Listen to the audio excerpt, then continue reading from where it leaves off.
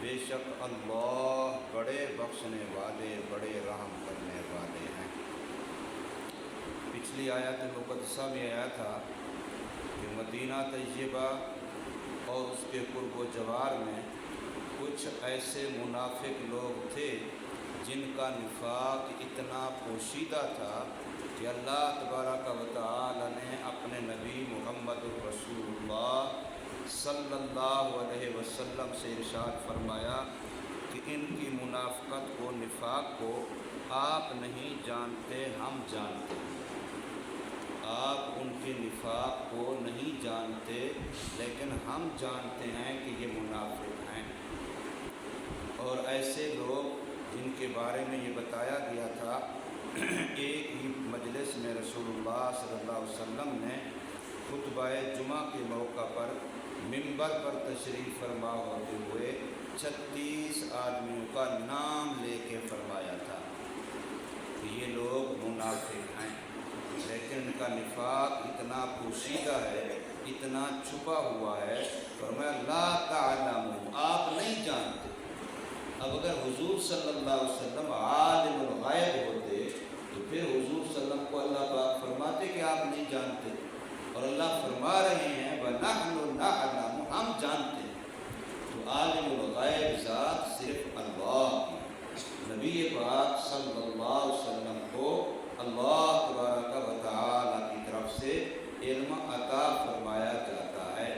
اور یقیناً حضور صلی اللہ علیہ وسلم کا علم بھی کامل اکمل مکمل، اور باقی صفات بھی آپ صلی اللہ علیہ وسلم کی کامل اکمل مکمل ہیں۔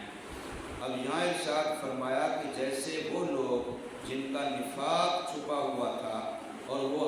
ہر معاملے میں عذر بہانے جھوٹے قسمیں کھا کے اپنے نفاق کو چھپاتے تھے، تو فرمایا کچھ لوگ اور ایسے بھی ہیں کہ جن سے اگر قصور ہو گیا، خطا ہو گئی، کمی ہو گئی تو وہ فوراً اپنی غلطی مان لیتے ہیں، اور مان کر کے پھر توبہ کرتے ہیں، استغفار کرتے ہیں، معافی مانگتے ہیں۔ حدیث میں آتا ہے کہ غزوہ تبوک کے موقع پر تقریباً 10 صحابی ایسے جو مخلص تھے لیکن کسی وجہ سے جہاد پر نہیں جا سکے۔ اس وقت جہاد کا جب اعلان ہو جائے نفیر عام کا تو پھر جانا فرض تھا، تو گویا جو نہیں کیا وہ فرض کا تارک ہوا۔ تو 10 صحابہ ایسے تھے جو نہیں جا سکے تھے لیکن تھے مخلص صحابہ، اس سے پہلی جنگوں میں وہ شریک رہے تھے، حضور صلی اللہ علیہ وسلم کے وفادار تھے، مخلص صحابہ تھے لیکن کسی وجہ سے نہیں جا سکے۔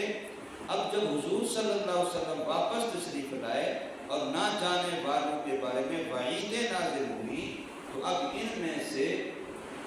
جو 10 صحابہ تھے، 6 صحابہ حضور صلی اللہ علیہ وسلم کی مجلس میں حاضر ہوئے اور اپنی غلطی کا اقرار و اعتراف کیا اور توبہ کی، اور پھر یہ کہ جا کر کے مسجد نبوی کا وہ حصہ جس کو ریاض الجنہ کہا جاتا ہے، اس میں ستونوں کے ساتھ اپنے آپ کو بدوا دیا خود، کہ جب تک اللہ کے نبی صلی اللہ علیہ وسلم ہمیں آ کر کے اپنے ہاتھوں سے نہیں کھولیں گے، اس وقت تک ہم یہاں سے نہیں جائیں گے اور کچھ کھائیں گے پیئیں گے بھی نہیں، چاہے ہم بھوکے مر جائیں۔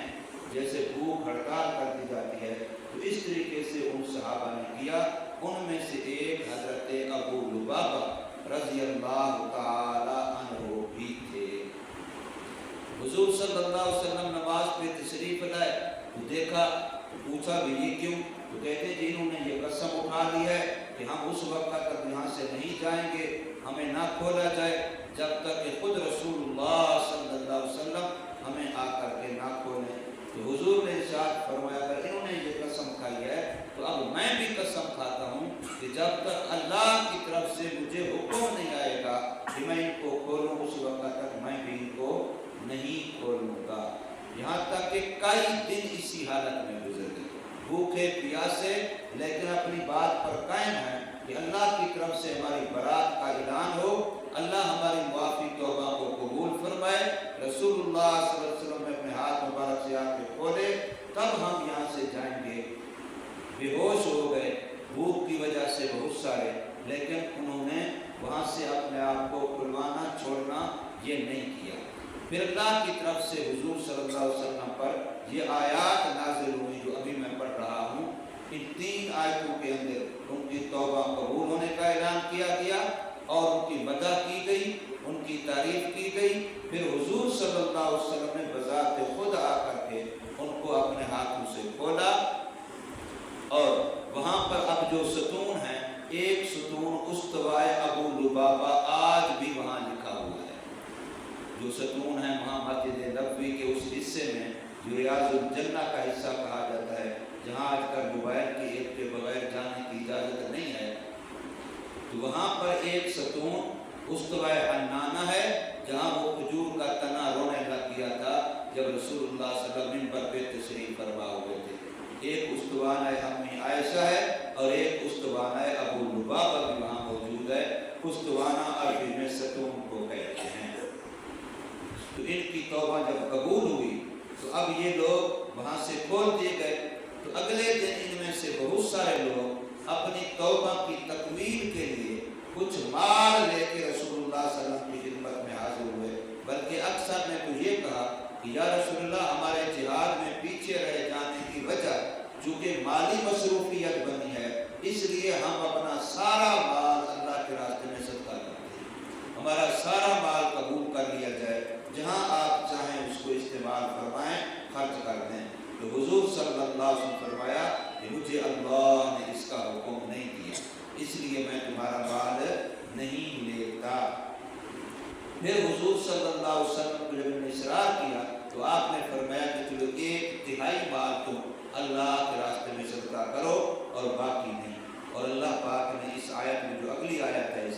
اس میں فرمایا خذ من اموالہم صدقہ تطہرہم وتزکیہم بہا۔ اور اسی طریقے سے رسول اللہ صلی اللہ علیہ وسلم نے ان لوگوں کے لیے اللہ تعالیٰ سے دعا کی۔ اس سے علماء نے یہ مسئلہ لکھا ہے کہ جب کوئی بندہ کسی کار خیر میں اپنا مال خرچ کرتا ہے یا کار خیر کی طرف بڑھ کر کے نیکی کی طرف آتا ہے تو دوسرے مسلمانوں پر اس کے لیے دعا کرنی چاہیے کہ اللہ پاک اس کو اس نیکی کے کام میں استقامت عطا فرمائیں۔ تو یہاں فرمایا گیا وآخرون، اور کچھ اور لوگ ہیں اعترافوا، جنہوں نے اقرار و اعتراف کر لیا ہے بذنوبہم، اپنی غلطیوں کا، اپنے گناہوں کا، کہ ہم سے یہ خطا ہو گئی، ہم سے یہ غلطی ہو گئی، نہیں ہونا چاہیے تھا۔ خلقوا امرا صالحا وآخر سیئا، خلق ملک کر چکے، ملے جلے کر چکے وہ نیک اعمال بھی اور کچھ کمزور برے اعمال بھی۔ وہ جیسے عام انسان ہے، خطائیں بھی ہو جاتی ہیں، نیک اعمال کی بھی توفیق اللہ کی طرف سے ہوتی رہتی ہے۔ تو فرمایا عسى الله ان يتوب عليهم، اللہ پاک ان قریب ان کی توبہ قبول فرما لیں گے، اور اللہ نے ان کی توبہ قبول فرما کے ان پر رحمت کا فیصلہ فرمایا۔ ان اللہ غفور رحیم، بے شک اللہ بڑا بخشنے والا، بڑا رحم کرنے والا ہے۔ اور حضور صلی اللہ علیہ وسلم کو اللہ پاک نے حکم دیا خذ من اموالہم، کہ ان کے مالوں کو لے لیجیے، یہ جو صدقہ کرنا چاہ رہے ہیں اس میں سے 1/3 تک ان کے مالوں کو قبول فرما لیجیے، لے لیجیے۔ اکثر علماء نے اس کو نفلی صدقے کے بارے میں فرمایا ہے، اور بعض نے اس کو عموم زکوٰۃ وغیرہ صدقات واجبہ کے بارے میں بھی ارشاد فرمایا ہے۔ لے لیجیے ان کے مالوں کو بطور صدقے کے، تطہرہم، اس سے ان کا ظاہر بھی پاک ہوگا، وتزکیہم، اور ان کے دل بھی پاک ہوں گے۔ اور آگے فرمایا وصلی علیہم، اور ان پر دعائیں کیجیے، ان صلاتک سکن لہم، آپ کی دعاؤں سے ان کے دلوں کو اطمینان اور سکون نصیب ہوگا۔ واللہ سمیع علیم، اللہ کامل سننے والا، کامل جاننے والا ہے۔ اللہ تبارک و تعالی ہمیں بھی یہ نصیب فرمائے۔ آج بھی یہ مسئلہ ہے، جو بندہ دعا کرتا، توبہ کرتا ہے